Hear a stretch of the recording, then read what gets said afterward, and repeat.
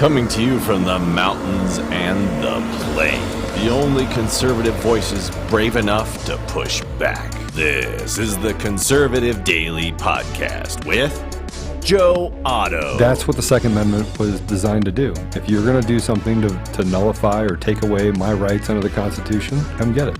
Max McGuire. When you look at politicians on the left, they need to convince people that they are victims. A resistance to the resistance. And now your hosts, Joe Otto and Max McGuire. And welcome to another edition of the Conservative Daily Podcast. My name is Max McGuire, going solo today. Joe has a business meeting, so he can't be on the podcast today. But we have a lot to talk about. So we're just going to get right into it. And as always, we have our phone-in number, 888-441-1121, if you want to call in and join the show. I want to play this clip right at the start because I didn't even know if we were going to have a podcast today. I didn't even know if we were all going to be alive because according to Joe Biden, two-thirds of us were supposed to die by the end of his speech. Let's go ahead and play cut one. And perhaps, most cruelly of all, if Donald Trump has his way, the complications from COVID-19, which are well beyond what they should be. It's estimated that 200 million people have died, probably by the time I finish this talk. I was really nervous, and Mr. Producer Josh, he's here with me today. Josh, I was really nervous that of me, you, and Joe, apparently, according to Joe Biden, two-thirds of us, two of the three of us, were supposed to have died by the end of his 20-minute speech. Well, I'm really glad that you made it, Josh. Well, I had to text you this morning to make sure that we were both still here, and I did, and I'm comfortable. I mean, when I heard that, I actually started praying and hoping for the best. Well, it's funny because obviously Joe is not dead. Joe Otto is not dead. He's alive. He just isn't here. But when I realized that I was doing the podcast alone today, I was like, oh my goodness, did Joe Biden's premonition come true? But no, Joe is fine. He just has a business meeting. On Facebook, I went ahead and put up a poll for today.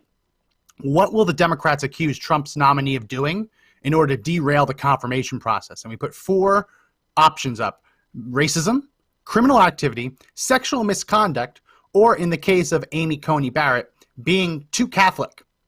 If she ends up being the nominee, you can guarantee that she will be accused of being too Catholic. So I wanted to put that poll up. It's on Facebook. Go ahead and take the poll, and we'll reveal the results towards the end of the show. But yeah, thank goodness we're all here. Joe Biden, if you really think about it, when you look at the hundreds of millions that were supposed to have died from COVID a couple weeks ago, and then you had the 120 million, I think, or 150 million were supposed to be killed by gun violence in the last couple decades. Joe Biden's killed us all. But based on Joe Biden's premonitions, we should all be dead twice over at this point. And I think that line, it's obvious that when they put the numbers in this teleprompter, they're not writing them out. They're not writing 200,000. They're writing 200, 200. And he's reading that as 200 million, right? There's no way he could read 200,000 written out and come up with 200 million on his own. So it's pretty obvious that that's what's going on in the teleprompter. But other than that big news that Joe Biden predicted we would all be dead, Mr. Producer, did anything else big happen over the weekend? Anything else big happen that we need to cover? Kind of slow news weekend. I'm thinking, hold on. There was something about, wasn't there a bunch of football players that got hurt this weekend? Was that I don't know. No, maybe football. Ruth Bader Ginsburg passed away. Right. I forgot. Yes. In case you've been living under a rock, Ruth Bader Ginsburg has passed away. Now, we don't want anyone to die. It's tragic anytime anyone dies.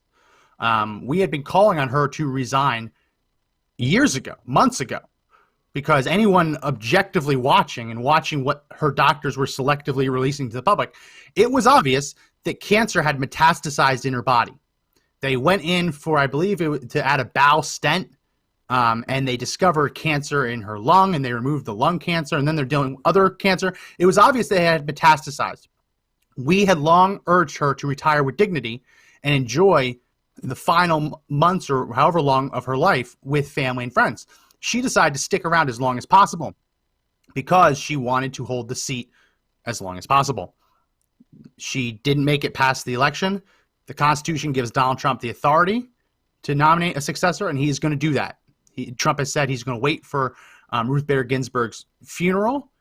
So I think she's going to be lying in state until Friday. Trump has said that that he will announce a successor Friday or Saturday. So the big push has been whether or not the GOP will confirm, will even hold a vote, hold a hearing, or confirm.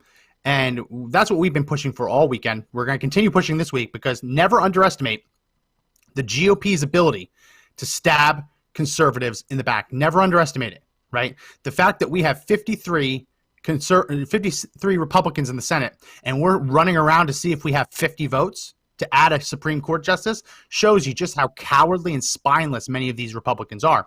So never underestimate their power to completely screw things up, which is why it's so important for the next week, even for the next couple months. We have to be on them, pressuring them to make sure that they do not relent, because they are going to be receiving tremendous pressure from the left. They already have. And leftists are threatening riots. They're threatening to pack the Supreme Court. We're probably going to do a whole episode later this week on what it would mean to pack the Supreme Court. A lot of people don't know this. The Supreme Court's, the number of justices have changed over the years, right? It started with 6. It went all the way up to 10, went back down to 7, and then went up to 9. So we're going to do that over later in the week, devote a whole episode to their scheme to try and pack the Supreme Court. But I think today it's a good idea to talk about the Biden rule, because this is something that Joe Biden came up with in 1992, which was that when the president and the Senate majority are of different parties, the Senate should not confirm a nominee to the Supreme Court during an election year. That was the Biden rule. Biden denies that rule exists.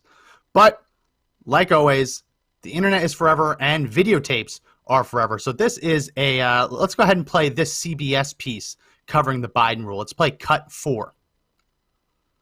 The White House has been slamming Republicans who want the president to wait. They want the next president, whoever's elected, to nominate a Supreme Court justice.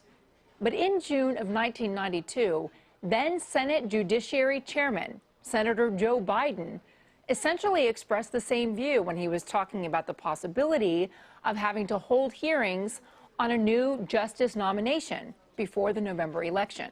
Listen. As a result, it is my view that if a Supreme Court justice resigns tomorrow or within the next several weeks, or resigns at the end of the summer, President Bush should consider following the practice of a majority of his predecessors and not name a nominee until after the November election is completed. The Senate, too, Mr. President, must consider how it would respond to a Supreme Court vacancy that would occur in the full throes of an election year. It is my view that if the President goes the way of Presidents Fillmore and Johnson and presses an election year nomination, the Senate Judiciary Committee should seriously consider not scheduling confirmation hearings on the nomination until after the political campaign season is over. And I sadly predict, Mr. President, that this is going to be one of the bitterest, dirtiest presidential campaigns we will have seen in modern times. Let's go ahead and cut it there. So that's Joe Biden back in 1992, I believe, saying that he opposed a Democrat Senate confirming a Republican-nominated judge in the final year. That was the Biden rule. He never said that if the parties are the same, he shouldn't do it. He was describing a situation where the president and the Senate majority were different parties. He claims, though, that rule never existed. And this is the Biden flip-flop. He's flipping-flopping all over the place. He's like a dead fish. I want to play this cut because this is from 2016, where 2016 Joe Biden completely flipped and refuted 1992 Joe Biden. But before I do, I need you to hit that share button. I'm running solo today, so we're going to try and do this, but I need your help to help more people see this content. I need you to hit the share button on Facebook, like the podcast on Facebook, and comment. And on YouTube, I need you to hit that thumbs up like button. hit the subscribe button if you haven't already, and then hit the bell for notifications. And then, of course, leave comments. Comments are key. So as I said, that was 1992 Joe Biden saying that when the parties are different in the Senate and in the White House, no nominee should be confirmed in an election year. Here's 2016 Joe Biden, then vice president, flip-flopping, full 180, saying the exact opposite. Let's play cut 5. So now I hear all this talk about the Biden rule. It's frankly ridiculous. There is no Biden rule. It doesn't exist. There's only one rule I ever followed on the Judiciary Committee. That was the Constitution's clear rule of advice and consent. Article 2 of the Constitution clearly states, whenever there is a vacancy in one of the courts created by the Constitution itself, the Supreme Court of the United States, the President shall, not may, the President shall appoint someone to fill the vacancy with the advice and consent of the United States Senate. And advice and consent includes consulting and voting. So that was Joe Biden in 2016. So you have 1992 Joe Biden saying under no circumstances in an election year should a Republican president be allowed to nominate when the Senate is held by Democrats. So when there's a party difference, nothing should go through. Then in 2016, when Scalia passed away and Biden and Obama were pushing Merrick Garland, we'll talk about him in a second, he flipped. He said, oh, no, that was never my opinion. No, it's the Constitution. The Constitution says the president shall nominate and that the Senate must confirm. Complete flip-flop. Well, I hope you are buckled in. I hope you fastened your seatbelts because the whiplash is going to get even worse. Because 2020 Joe Biden has now gone all the way back to 1992 Joe Biden, even though he says that it's not a Biden rule. So he denies that he said it in 1992, but he agrees with the principle. Let's show what he said yesterday. Let's play cut 3. It's ridiculous. The only rule I've ever followed relating to the Supreme Court nomination was the Constitution's obligation for senators to provide their advice and their consent to a president's judicial nominee. But he created a new rule, the McConnell rule. Absolutely no hearing, no vote for a nominee in an election year. Period. No caveats. So that's just false. So not only is Joe Biden trying to get off of the fact that it was the Biden rule, he's trying to call it the McConnell rule and saying that there were no caveats. That just isn't true. It's a lie. What Mitch McConnell said at the time is because the Senate was controlled by Republicans and Barack Obama was a Democrat, that they wanted to let the people decide because the Republicans had just retaken the Senate. When the country votes in the midterms and Republicans retake the Senate, you don't get to say to that Republican majority, oh, guess what? You have to push through a leftist nominee because the momentum on the side of the public is behind Republicans. So why would a Republican, after just securing the Senate, why would they ever turn on their voters, their constituents, and say, oh, yeah, I know that we just promised to only confirm conservatives. I know we just promised that, and I know you just put your faith in us, but, oh, by the way, we're not going to do that. No. That's what McConnell was saying. In this situation, very different. Donald Trump ran for a 4-year term in 2016 on a promise to elect and confirm conservative judges, to nominate and confirm conservative judges. The Republican senators ran on a similar promise. And in the midterms, even though the House flipped back to Democrat control, Republicans actually picked up additional seats. They expanded their majority in the Senate. So again, that momentum is behind the Republicans. Republicans were elected to do a job. They expanded their majority just 2 years ago. Donald Trump was elected to a 4-year term. You cannot look at any of these elections and say that the momentum is behind Democrats and that they must leave this seat open. But Joe Biden's just flat out lying because in 1992, he wasn't talking about the Constitution. He was talking about decency. He was talking about, we can't make it political. In 2016, he said, no, actually, And this is the interesting part with what we just played with 2020 Joe Biden. It's so hard to get the Joe Biden straight because he changes his position so much. He kind of had to preface it by explaining what year he made the comment in. 2020 Joe Biden says he's only ever said that the Congress has an obligation to provide advice or consent. But as we just showed, that isn't true. 2016 Joe Biden went out of his way to say that the president shall nominate a successor. So he's really trying to change this, and he's counting on his media lackeys to carry his water. The problem is that for the first time, we've actually seen the media refuse. Let's go ahead and put up image 1. This was, I almost spit out my coffee over the weekend when I read this. Fact check on CNN Politics. Fact check. Biden falsely claims Trump campaign only asked him for Supreme Court list after Ruth Bader Ginsburg died. Now, Joe Biden went out there. I didn't pull the clip, but Joe Biden went out there and said that the only reason Trump was demanding that he release a list is because Ruth Bader Ginsburg died. That just isn't true. And kudos to CNN for calling him out. Usually what CNN does is instead of fact checking it, they just pretend like it never happened, right? Instead of fact checking Joe Biden, they just kind of ignore the comment and pretend that it never happened. So kudos for CNN for at least doing the fact check, right? Kudos to them. The problem is that with Joe Biden is that it really is a complete and total lie. Here is Trump urging Biden to release his list weeks ago. Let's play cut 7. Joe Biden has refused to release his list, perhaps because he knows the names are so extremely far left that they could never withstand public scrutiny or receive acceptance.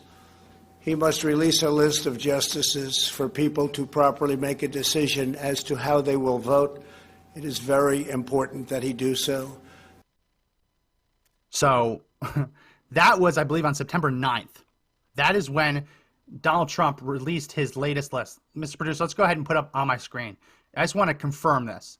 Yep, this was the additions that Trump added to his Supreme Court list, September 9th, 2020. And he added these individuals: Bridget Bade, Daniel Cameron, Tom Cotton, Paul Clement, Ted Cruz, Stuart Kyle Duncan, Stephen Engel, Noel Francisco, Josh Hawley, James Ho, Gregory Katsas, Barbara Lagoa, she's apparently one of the front runners, Christopher Landau, Carlos Munoz, Martha Picold, I'm probably butchering some of these names, Peter Phipps, Sarah Pitlick, Allison Jones Rushing, Kate Todd, Lawrence Van Dyke. Yep, that's the end. So this was September 9th. That is when Donald Trump gave that speech. So Ruth Bader Ginsburg passed away on Friday. So September 9th is before Ruth Bader Ginsburg passed away. So Joe Biden's claim that Donald Trump only pressured him to release a list after Ruth Bader Ginsburg died, just a complete lie. And again, kudos to CNN for actually calling him out on that. I don't know if it'll make a difference, but kudos to him for at least calling him out. I guess we can briefly just take an aside, and I want to show you the different ways that the Washington Post chose to remember Scalia when he passed and to remember Ginsburg when she passed. Let's put up image 2. The Washington Post, when Ginsburg passed, he was remembered by the headline, quote, Supreme Court conservative dismayed liberals. When Ginsburg passed away, quote, a pioneer devoted to equality. So as we're talking about CNN fact check, as we're talking about media bias as a whole, I just want to make sure you saw this, because that is how the Washington Post covered Scalia's death and covered Ginsburg's death. Scalia got a negative headline. Ginsburg got a positive headline. The little things like that, the way they just tweak it to try and pretend, to try and push a different narrative. Let's check out how the poll is doing. We did leave a poll on Facebook. Oh, wow, this is actually pretty all over the place. And I like this. There's lots of different options. So let me put the results up in the screen so you can see. 36% say that Democrats will probably accuse whoever Trump nominates of racism. 13% say it'll be sexual misconduct. 11% say it'll be some other criminal activity. And 40% say that whoever Trump nominates will be accused of being, quote, too Catholic. which is what happened with Amy Coney Barrett. And I think actually I have a clip for that. I'll see if I can get that to Mr. Producer. I thought that I had sent it over, but I made a mistake and left that out. So let me see if I can add it to him right now. Let's go ahead and play Joe Biden's explanation for why he won't release the list. And I think it's actually very telling. Joe Biden doesn't want to release a list. He gives 3 reasons. They're all bogus. But the main reason, my big takeaway, is he doesn't want to release a list because he doesn't want to give us a chance to pour through that person's record and spend months picking them apart. Let's go ahead and play cut 2. That includes this whole business of releasing a list of potential nominees that I would put forward. But now saying, after it's a play to gin up emotions and anger. There's a reason why no presidential candidate other than Donald Trump has ever done such a thing. First, putting a judge's name on a list like that could influence that person's decision-making as a judge, and that would be wrong. Or at least create the perception that would influence. Second, anyone put on a list like that under these circumstances will be subject to unrelenting political attacks. Because any nominee I would select would not get a hearing until 2021 at the earliest. She would endure those attacks for months on end without being able to defend herself. And thirdly and finally, perhaps most importantly, if I win, I'll make my choice for the Supreme Court not based on a partisan election campaign, but on what prior presidents have done, Republican and Democrats, and I've served with many of them.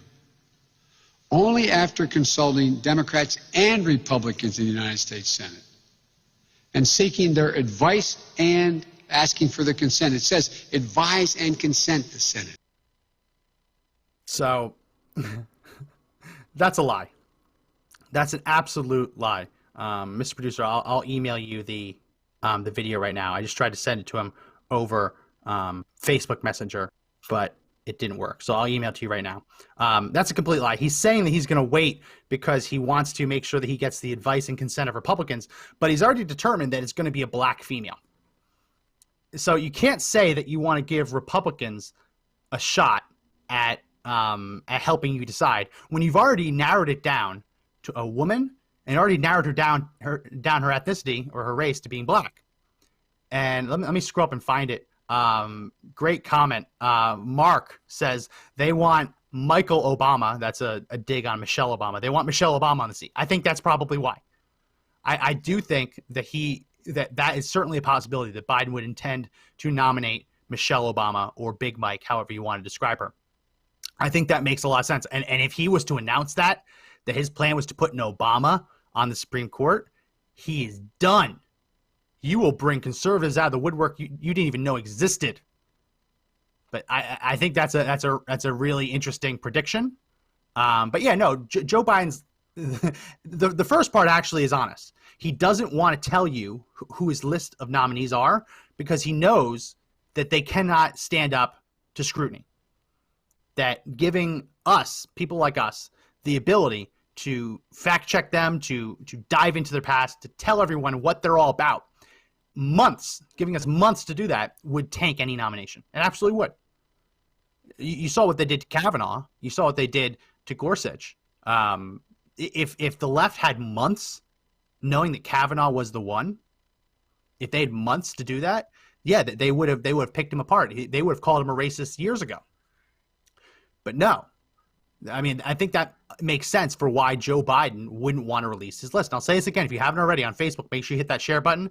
Make sure you like the video. Make sure you comment. On YouTube, make sure you give it a thumbs up. And if you haven't already, subscribe, hit the bell for notifications. I think that is a pretty good explanation. Let's ask what Ruth Bader Ginsburg has to say about this. Let's put up image 5. And this is a real quote.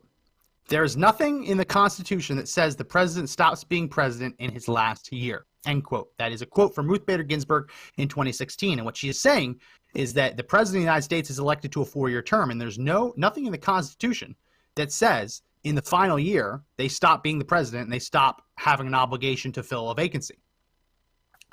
Ruth Bader Ginsburg. And then we're led to believe that her dying wish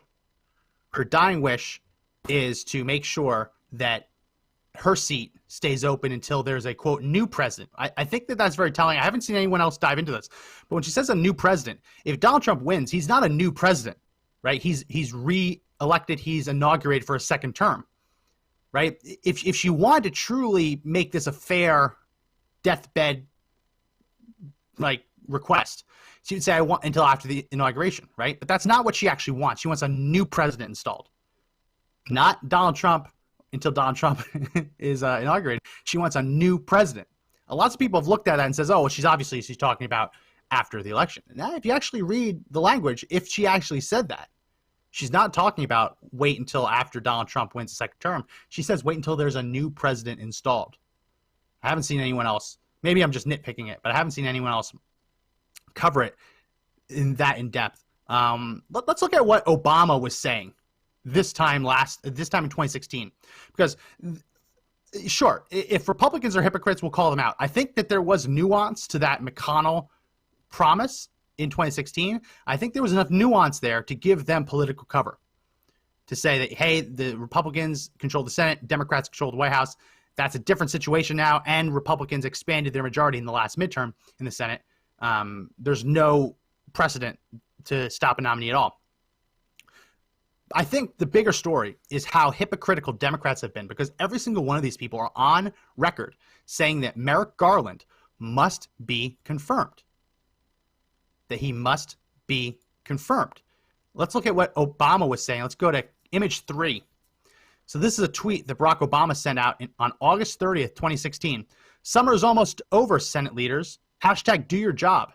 And then the image says, the Senate returns from recess next week. This is what should be at the top of their to-do list. Fill, period, the, period, Supreme, period, court, period, vacancy, period. That came from Barack Hussein Obama. That came from Obama on August 30th, 2016. But that wasn't the last tweet he sent out. Let's look at this, image 4. This is a tweet that Barack Obama sent out on October 19th, 2016. At Barack Obama, the need for a 9th justice is undeniably clear. # do your job. And then the image includes a quote. Already this past June, we saw a deadlocked Supreme Court with no tie-breaking vote, unable to reach a majority on a major immigration case, leaving our nation's immigrants in limbo, end quote. Again, that's from Barack Hussein Obama. Anyone remember that? That creepy video? Miss Producer, maybe you can find it. Anyone else remember that really creepy video of the school children when Barack Obama he either won the Democrat nomination or presidency? I forget what it was, but they had these children singing this song. Miss Producer, I'm leaving this up to you to find it. The school children were taught to sing a song by their music teacher, and the song was just Barack Hussein Obama. It was the strangest, most like propagandistic, indoctrinating thing I've ever seen. Miss Producer, see if you can find that and let me know if you do. It should just be under Barack Hussein Obama. But yeah, no, Barack Obama, as late as October 19th, I'm sure he did it later. As late as October 19th, Barack Obama wanted to fill the seat. He wanted to fill the seat as late as October 19th. That was just days before the election. He had no intention on following this McConnell rule. Democrats were fighting like hell to get this seat filled. It's only now that they've decided that, oh no, we actually agreed with McConnell back then. That's how stupid it is. They were fighting tooth and nail to stop McConnell from leaving the seat open, and now 4 years later, they're like, actually, we thought about it and we agree with McConnell. Like, our attempts to fill a seat back then, we were totally wrong. McConnell was right. That's how twisted this has become. That's how absolutely twisted this has become. But if Joe Biden truly believed that vacancies that come during the final year of a presidency, during an election year, if Biden truly believed that they should be left vacant, then why was he standing next to Barack Obama when Merrick Garland was announced? Let's play cut 6.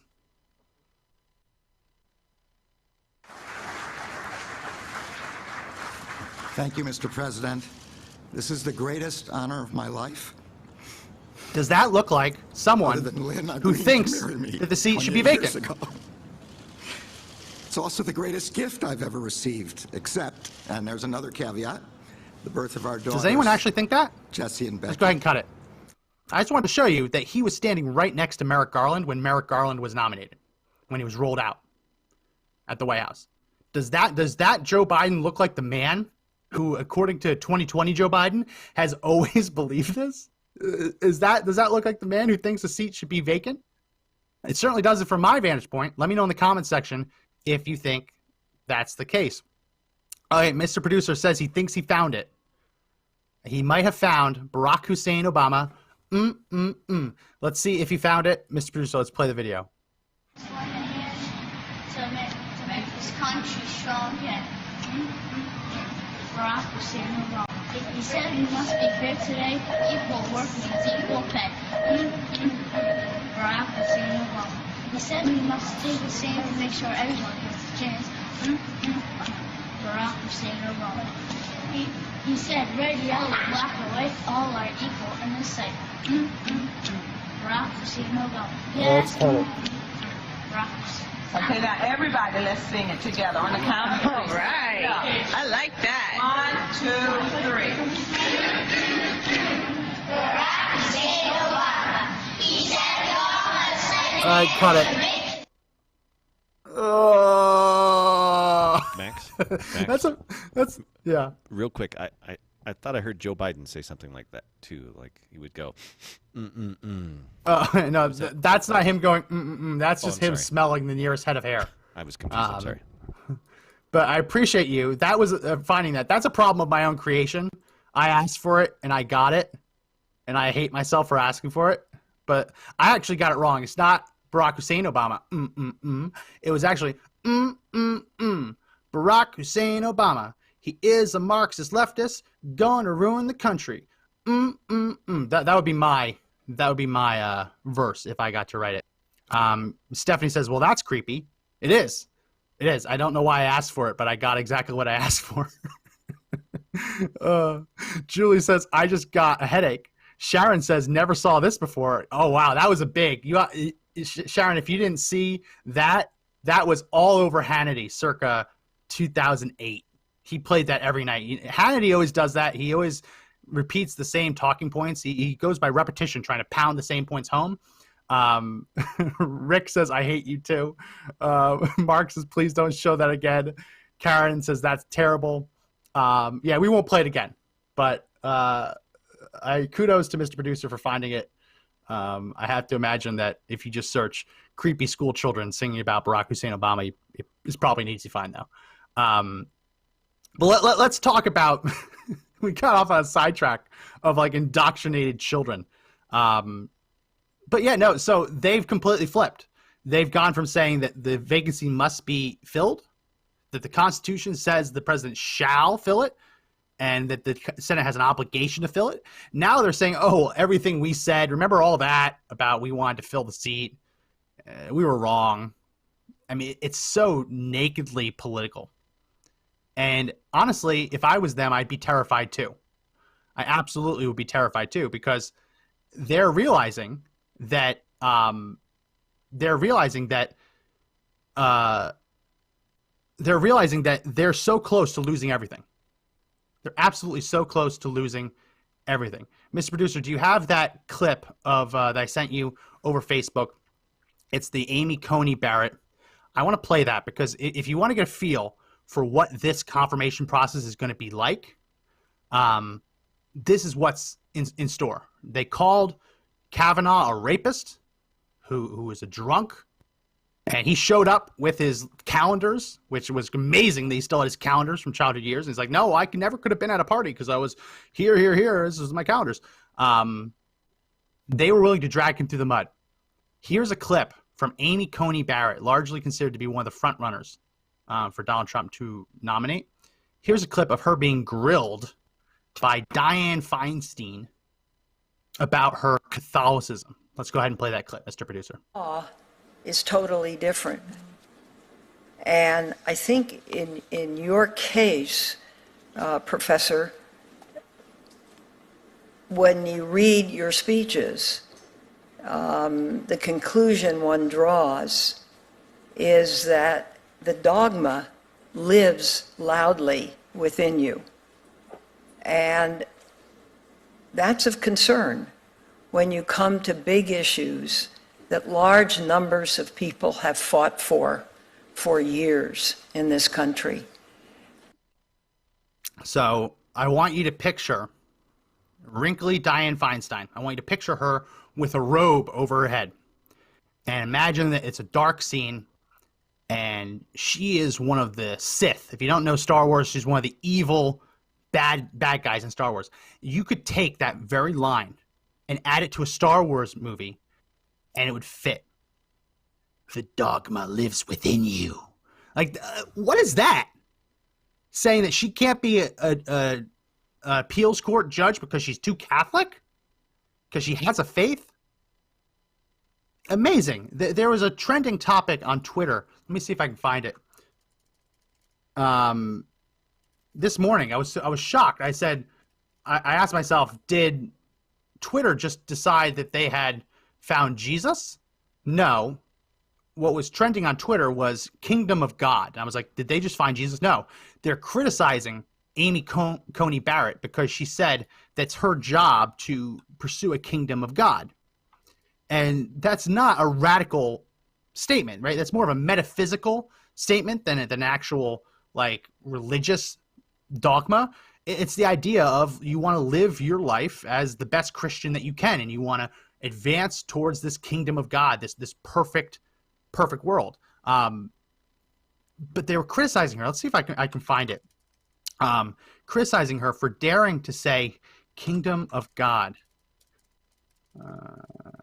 Sorry, I thought I would pull this up. Here we go. All right, Mr. Producer, go ahead and put it on my screen. So here is the top results for Kingdom of God. You have Jack saying, speaking the name of the Kingdom of God causes terror in the demonic entities. You have an Amazon ad, get away. Kingdom of God is trending. Comparing Amy Coney Barrett to Al-Qaeda and ISIS. Breaking. Al-Qaeda and ISIS just issued a statement saying their end goal is to end separation of church and state and build a kingdom of God in the United States. Oh, my bad. That was Amy Coney Barrett, the judge at the top of Trump's list to replace Ruth Bader Ginsburg. It's just so disgusting. And this is a nice one from Shari. As a Christian, I find the idea of bringing the kingdom of God to earth as a beautiful one. Oh, now here's where it gets dark. However, as a U.S. citizen who believes in the separation of church and state, I find that idea expressed as part of a platform by a potential SCOTUS candidate incredibly disturbing. So it's a good thing, but not if you're going to be in the judiciary. We want atheists in the judiciary. Wow. I thought that was going to be a nice one. Someone who believes that her legal career is about, quote, building the kingdom of God will say anything to advance that career. No, that just means that they're a Christian. That just means that they're actually, they live their faith. From Gary, are all the people who are fine with the judge building the kingdom of God from the bench still okay if that judge is a Muslim? If a Muslim was to be nominated to the Supreme Court and their promise was to live a life that is pious, is faithful, right? Then yes. No, what? We want a fake Muslim? We want someone who's a fake Christian? I mean, living your life to build a kingdom of God, it's not a bad thing. Let me know in the comments. Am I off base here? Because I don't think that anything is bad about this at all.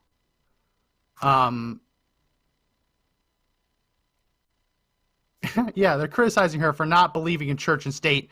I mean, this is incredible. Absolutely incredible. This is one. I hate to break it to you, Ron, but all believing Jews and Christians think that our purpose is to build the kingdom of God. That is our purpose. If you are a Christian, if you're a believer, if you're a Jew and a believer, your goal is to live a life in a way that glorifies God and advances humanity towards that ultimate goal of living faithful lives, peaceful lives, reverent lives. Let me know in the comment section if you think I'm off base. I don't think so. I don't think that this is dogmatic. I think that that statement was more about the metaphysical concept of it. And we go ahead and take that off the screen, Mr. Producer. I was just shocked. I was shocked this morning when I saw that Kingdom of God was trending. I was shocked. But then I realized it was an attempt to denigrate Christians. So, okay, that makes a lot more sense now. Makes a lot more sense. Well, let's read some let's read some comments, because I leave some comments, ask some questions, and I'll be happy to answer them. I truly believe that if we want to talk a little bit about why it's so important to fill the Supreme Court seat, I think that there are people who have made very, very good arguments. They've made very good arguments that in an election year with Joe Biden promising to challenge the results, with Hillary Clinton urging him to challenge the results, it is too important. Having a full complement of justices on the Supreme Court, it's too important to leave one vacant. Because if we had another Bush v. Gore situation that went to the highest court, and we had a deadlock of 4-4, and yes, that's me assuming that John Roberts would vote with the lefties, a 4-4 split on the Supreme Court would leave a lower court ruling in place, which would be catastrophic.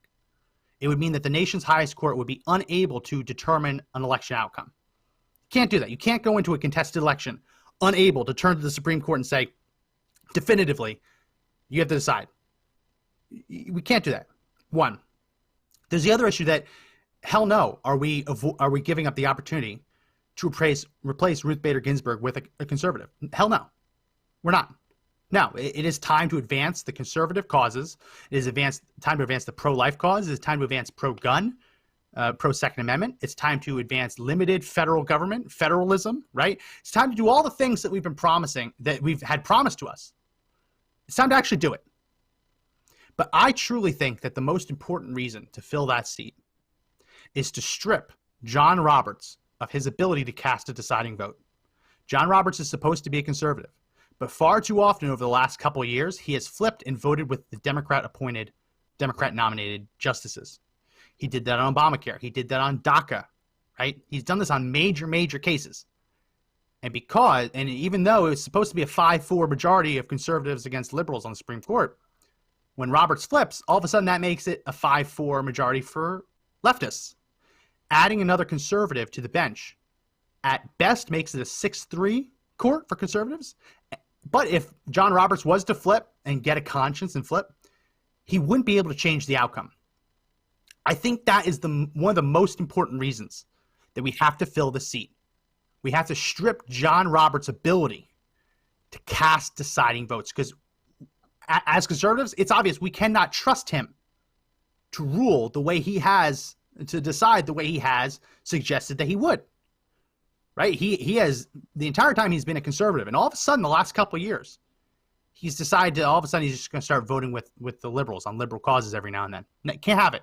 You need to have the predictability of a conservative court. And the only way to do that is to make sure that you fill that seat. I love that chant, that rally, fill that seat. Let's go ahead and show the results of the poll in the comment section. Brian complains that there isn't an option for all of the above. I know Facebook only lets me have 4 possible poll choices, so I didn't want to do all of the above because that's a kind of a cop-out.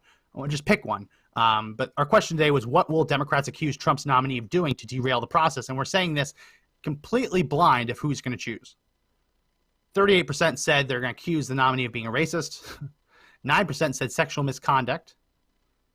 12% said criminal activity, and 41%, with the winner, 41% said being too Catholic. I think that is probably going to be what ends up happening. That whoever Trump nominates, even if they're not a Catholic, even if they're just a evangelical or Protestant, whatever, I think ultimately you're going to find that they're going to be accused of being too Christian.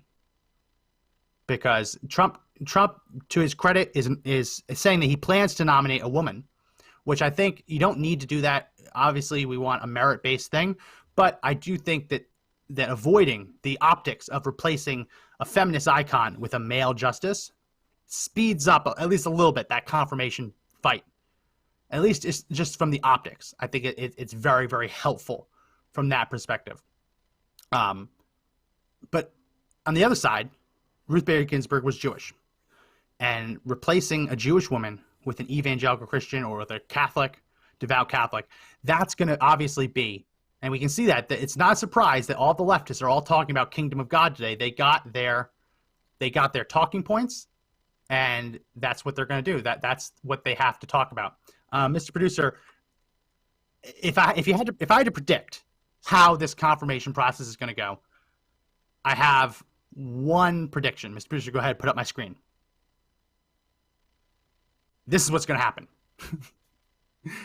They're going to drag someone out of the woodwork, and they're going to come in and say, and that is when Amy Coney Barrett forced herself on me.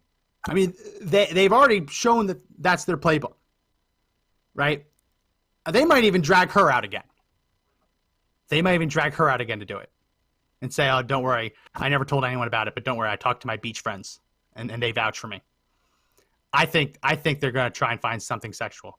But it's harder. It's harder with a woman. It's harder with a woman to do that. But I think that it's either that or the Catholic hit. Go ahead and take that off the screen, Mr. Producer. I want to, just as we start winding down the show, I want to show you what was happening on MSNBC over the weekend. Let's go ahead and put up image 6. This was right after Mitch McConnell announced that he was going to fill the seat. MSNBC's guest is literally binge drinking wine. Not little sips. She was drinking. Unapologetically binge drinking live on air. That's what MSNBC was on Friday night. And listen, I can understand that. I can understand why they are so terrified of this. And I've been trying to think about where this all went wrong, because Ruth Bader Ginsburg, even as radical as she was, I believe that she was confirmed 98-0. Someone can fact check me. It was almost unanimous. Ruth Bader Ginsburg was confirmed. And that was not that long ago. She was nominated by Bill Clinton. It hasn't been that long. She was only on the court for 27 years. She was 6 years old when she was originally nominated. It's not that you don't have to go back that far to find a time when Supreme Court nominations were unanimous. And I'm trying to figure out why it went down. It went downhill. Why have we gotten to the position where it truly is so radical, so contentious? And I think the reason is, and you can let me know if you agree or not, I think the reason is that as justices and judges go, so what if you look back in history, right? If you look back in history, early America, when judges or justices were nominated, oftentimes they wouldn't even show up to their hearing. The hearing would be conducted in absentia, meaning that the judge or justice being considered wasn't even there to defend himself. It wasn't an attacking defense kind of thing. It was going through the judge's record and deciding whether or not they deserve a promotion. That was back when the role of the judiciary was to call balls and strikes. Decide, okay, that's constitutional, that isn't constitutional. Over the centuries, we have seen the creation of what's called an activist judiciary. Judges legislating from the bench. Not just calling balls and strikes, deciding whether something is constitutional or not, but actually trying to write whole law. And we talked about this on Friday with the Pennsylvania Supreme Court deciding that even though the law says a mail-in ballot has to be submitted by 8 p.m. on Election Day, they said that because of a pandemic, that means it's the equivalent of a flood, which means we can extend the deadline. I mean, that's legislating from the bench. The statute says one thing, the judge says, oh, well, actually, I believe there should be an exception.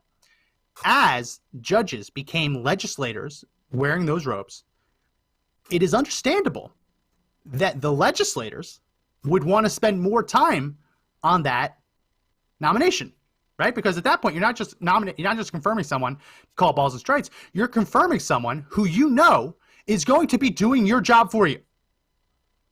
So I understand, at least I can understand why legislators, Republicans, Democrats would want to spend more time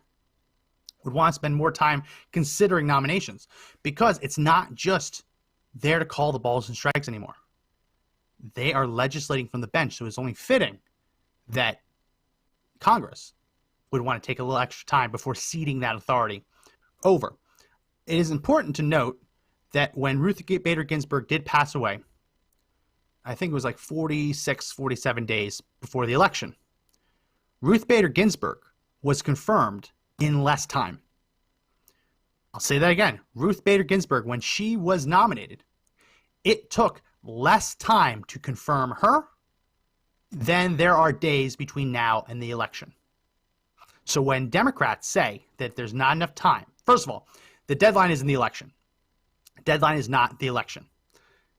The Senate, I believe the Senate goes out of session January 3rd, early first week of January. The Senate goes out of session. A new Senate is sworn in. That's the ultimate deadline, because Trump, obviously, if he loses, he leaves office on January 20th. If he wins, another 4 years. The Senate, though, the Senate ends its current session and begins a new one in the first week of January. So that's the ultimate deadline. So even if a Supreme Court judge isn't confirmed now, before the election isn't actually the deadline. But it's interesting that Ruth Bader Ginsburg, her confirmation was shorter than the number of days we have left before the election. So if any Democrat says there isn't enough time, they're lying to you. There's not enough time because they want to waste all the time, right? And I understand Trump saying that he wants to wait until after Ruth Bader Ginsburg is laid to rest. I understand that. It's respectful. I get it.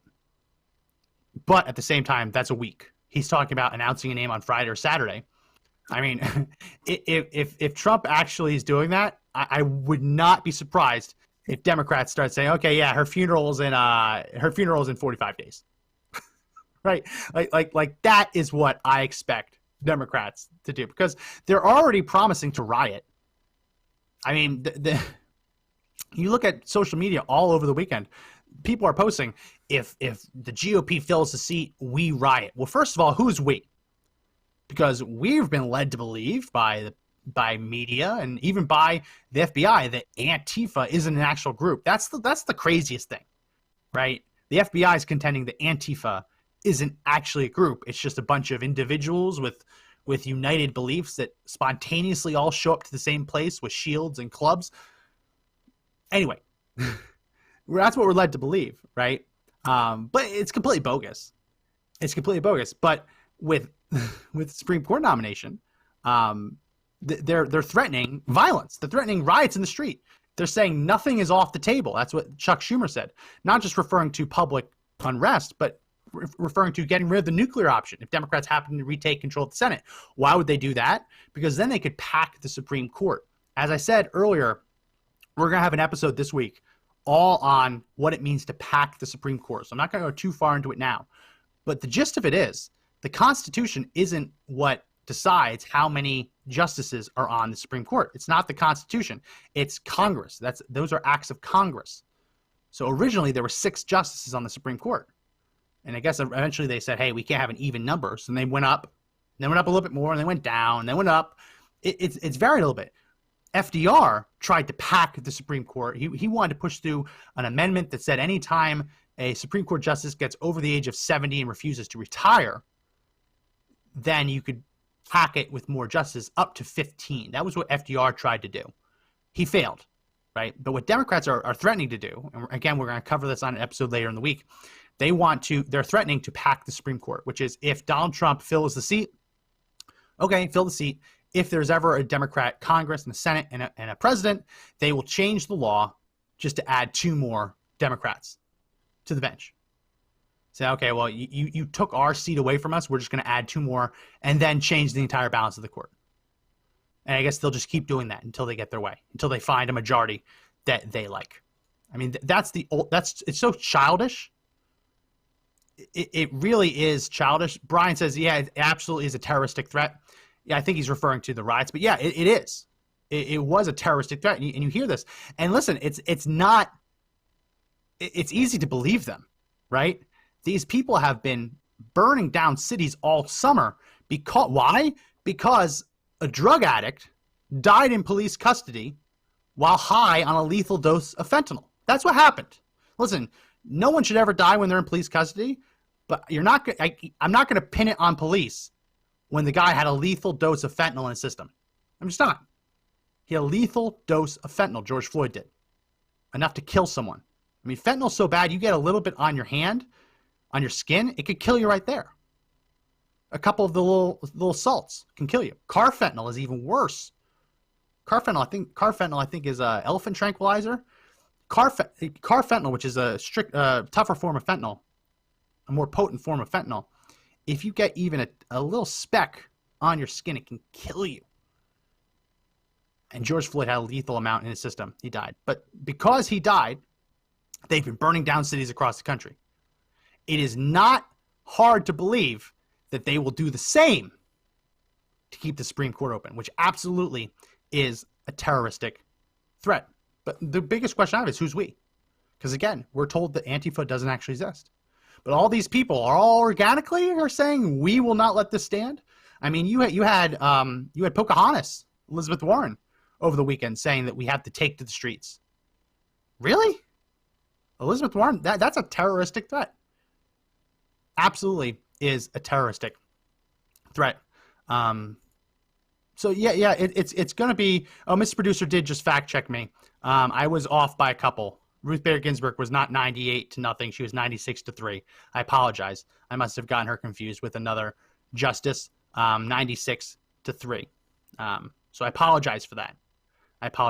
Before we end the show, I want to cover something, and give me 1 second to pull it up. There was something that really hit me hard over the weekend. Let me see if I can find a way to make this full screen. Let's go ahead and, okay, Mr. Producer, go ahead and put my screen up. So Jake Gardner, he was a business owner, I believe a business owner. He ran a bar in Nebraska. And when the riots were going on, get out here, ad. When the riots were going on, Jake Gardner had to shoot someone to defend himself, defend his business. He shot an individual named James Scurlock, and he claims it was self-defense. Police and the local prosecutor determined that it was self-defense. But leftists decided that wasn't good enough because Gardner, being a white man, had killed a black man, which in today's America apparently means that the basic laws and rules of self-defense do no longer apply. So Jake Gardner was originally cleared by the police and by the local prosecutor, but the leftist pressure got to be so great that a special independent prosecutor was appointed to investigate the case. And that independent prosecutor, let me see if I can find the person's name, because they deserve to be shamed. They absolutely, I can't find it. It's not on this article. Let's see, maybe this article will have it. Frederick Franklin. Frederick Franklin is the name of the special prosecutor who was appointed. He decided to go against the police, go against the original prosecutor, and decided to throw the book at this man. What did he do? He ended up charging Jake Gardner, a man who was forced to defend himself and defend his business, decided to charge him with manslaughter, decided to charge him with, I guess, aggravated assault because he fired a warning shot, and decided to charge him with terroristic threats because of the things that were shouted during the verbal altercation that preceded the self-defense shooting. Throwing the book at him, multiple felonies. Throwing the book at him. Gardner, receiving this news that he was about to go to prison for a long time, learning that he's no longer considered innocent anymore, he killed himself over the weekend. He was supposed to turn himself in today on these charges, and he took his own life instead. Leftists are rejoicing. Let's go ahead and take it off the screen, Mr. Producer. Let me see if I can find the tweet. Leftists are rejoicing. It's really sad because it never should have happened. Jake Gardner never should have been indicted. Let's go ahead and put up my screen again, Mr. Producer. This is how the New York Times decided to report this. Nebraska bar owner who was charged in killing of black man dies by suicide. That's how the New York Times reported it. Go ahead and take it off the screen now. I might keep looking for the tweet I want to bring up. Never should have happened. It never should have happened. Okay, I'm finding it, and I want to pull up this tweet by a local senator. I think I got it. Let's go ahead, put it up, Mr. Producer. This senator's name. Her name is Megan Hunt. She is a Nebraska, I assume, a state senator because she's not in Congress. And she tweeted out after learning that he had committed suicide. She tweeted out, quote, "The indictment of Jake Gardner would never have happened without the community, the people who stood up for justice and demanded action from city officials. Jake Gardner is gone, but the white supremacist attitudes that emboldened him are still with us today." That came from an elected official.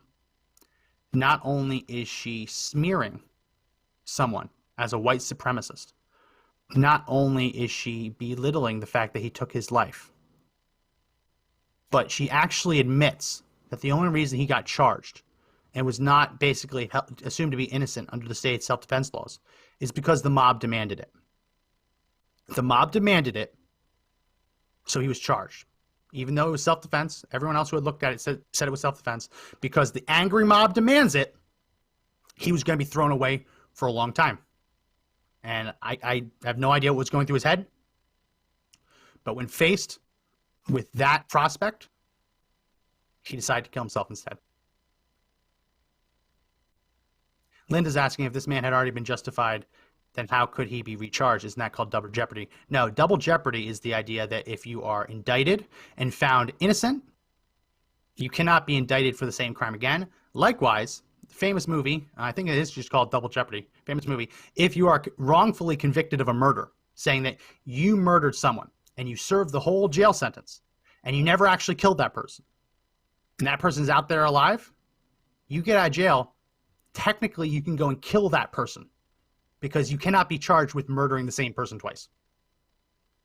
So no, double jeopardy is the idea of that if you're charged, if you're convicted or acquitted, you can then not be charged with the same crime again. Now, different states have different laws relating to whether or not you can be charged with the same crime in state courts and in federal courts, but typically in the same jurisdiction, you cannot be charged for the same. You cannot be indicted for the same crime twice. People asking what is the judge's name again? The judge's name is Frederick Franklin, special prosecutor. Not judge, special prosecutor, Frederick Franklin. So I want to close on that because if Ruth Bader Ginsburg hadn't died, that would probably be what we have talked about today. Because Jake Gardner defended himself against someone who just minutes earlier was breaking windows, destroying businesses, defend himself. And everyone who looked at the case said it was a clear-cut case of self-defense. He is dead because the mob demanded charges anyway. He killed himself rather than face those trumped-up charges. It's a warning to all of us that your right to self-defense is no longer legitimate in the eyes of Democrats. If you go up against the mob, you have no right to self-defense. We saw that with the McCloskeys, right? We're seeing this all across the country. If you defend yourself against the violent mob, you are in the wrong because the mob is just and the mob is the true arbiter of justice. So be very, very careful. Be very, very careful. Yes, purchase a firearm. Yes, be prepared to use that firearm. Yes, receive training, but also make sure you read the laws. And there are organizations out there where you can pay a monthly fee and you basically have a lawyer on retainer in case you ever get arrested. Very good idea to have one of those too. Because even in states like Nebraska that have very solid self-defense laws, you cannot assume that the prosecutors will give you a fair shake, because as we just showed, they are more than willing to bow the mob and to indict innocent people. Well, that's going to be it for this edition of the podcast. If you like the podcast and haven't already, please make sure you hit the share button on YouTube. Make sure you like the video and make sure you comment on YouTube. Make sure you hit that thumbs up. Make sure you subscribe and hit the bell for notifications. It really helps us reach more people. If you want to also make sure, even if you watch the video, I also want to make sure that you go and you subscribe to our podcast in audio form as well. It helps us with our numbers as we try and get sponsors. We have a bunch of ways that you can subscribe to our podcast. The most popular way is Apple Podcasts. We also are on Google Play, Spotify, iHeartRadio, TuneIn, and Podbean. If you are an Apple user, either use a MacBook or an iPhone, please do check out the link in the description. go to our Apple Podcast page and do leave us a review. If you like the video, if you like these podcasts, please do leave us a review. We have some trolls trying to take us down in our rankings. Really appreciate it if you left a nice review. We're also on Parler, so if you want to follow us at Conservative Daily, all one word, we'll be happy to follow you back. We also have a link in our description to sign up for our email newsletter. That's important. If we do ultimately get taken down off of Facebook, that's going to be how we keep the show going. So very important that you sign up for the email newsletter in the event that ever happens. Yeah, I'm just looking at the Apple Podcast. We had more than 20 people, I think it was 24 people over the weekend, leave a positive review. Really appreciate it. We went from a 4.3 rating up to a 4.4. So it really does help us get into those higher rated shows so more people can see it. So if you haven't already, I'll go ahead and leave a link in the description. If you haven't already, please, please, please do go and leave us a good positive review. So that's going to be it for the show. Joe couldn't be on again. Sorry. It was just me today, but I hope that this was informative. We're going to be covering the Supreme Court later on in the week, so stay tuned to that. We'll be covering different aspects of the nomination. So again, my name is Max McGuire. Remember that the fight to take back our country is not over, but the only way we win is if we all stand up and fight together.